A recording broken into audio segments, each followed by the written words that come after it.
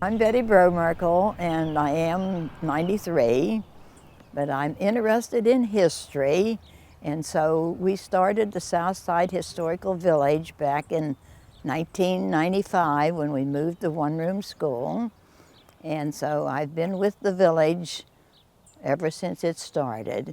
So we have a tour coming today of 22 students, and I'm going to be talking about the early history, the Indians living here, and about the Revolutionary War, and then I'm coming up to the one-room school, which was started in 1834, and I'll be telling them the way I went to school, and the students will see a big difference from the way I went to school and the way they go to school today.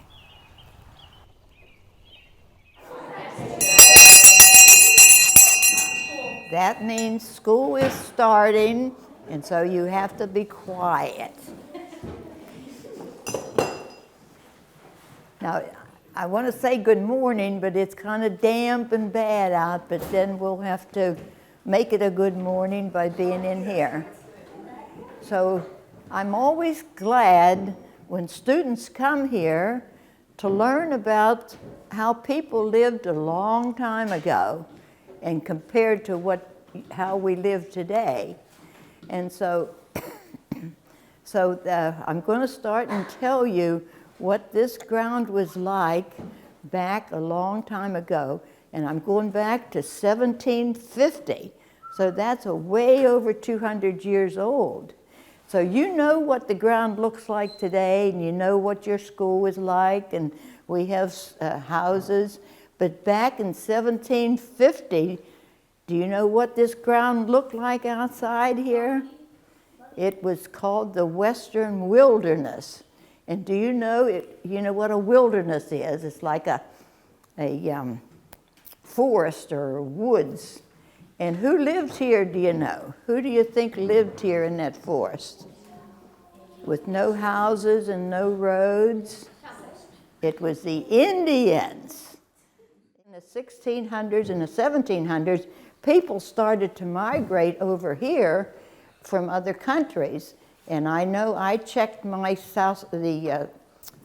I'm Scotch-Irish, so my ancestors came from Scotland, and they came for freedom of religion. And so all of these people came here, but by 1750, when the Indians lived here, I'm going to follow Pennsylvania through, and so we have Cumberland County, and that's way over there. So the people have come, so everything west of that was called the Western Wilderness. And so that's what this one was, with just Indians there. And so they passed the Public School Act, and they said all children should have the opportunity to go to school and to learn. And so they passed a law that all the children had to go to school, but there wasn't any schools. So what are they going to do? No schools. And so whenever they got Beaver County formed, then they divided Beaver County up into different townships. So each township had school directors, and so they had to locate where to build a school just like this. Only the school that I went to had 4 windows, so it had to be bigger than this school. It had 4 on each side. So anyway, the school directors went to the farmer. They picked out where to locate these schools because this isn't history to me now, because I can remember when I started in first grade and when I went to these schools and how we had to walk, and we had to walk at least 2 miles.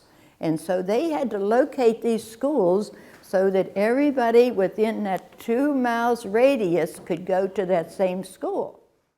So the teacher we would come in at 9 o'clock, and they passed a law that all of the teachers had to read from the Bible.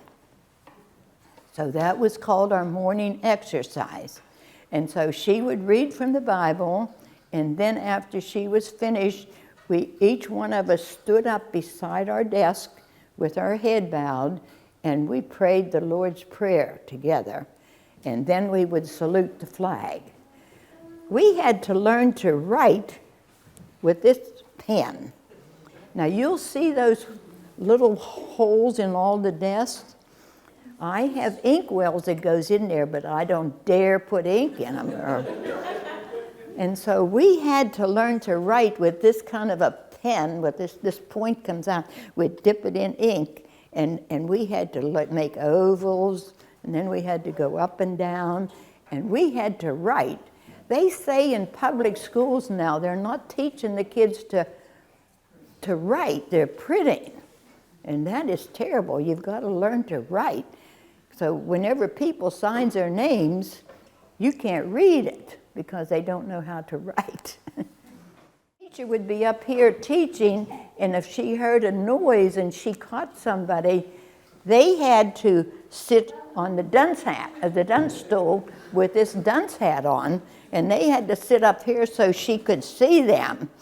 Or sometimes in our school, she would make them stand in a corner.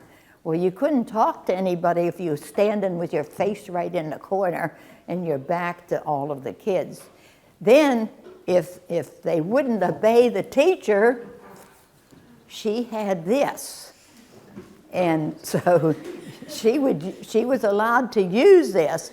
And so after one person got this used on them, the other ones would know that they would get the same thing if they did something wrong. So there was no fighting. Everybody was really friendly, and everybody worked together. It was like one big family.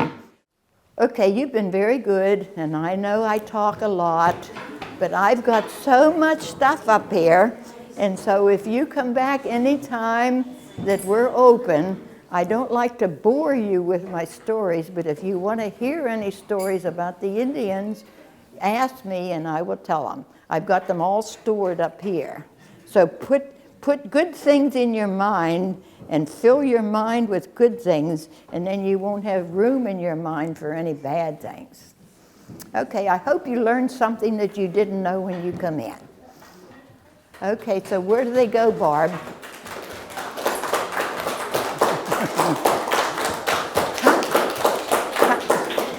Come back again when we're open to visit with me.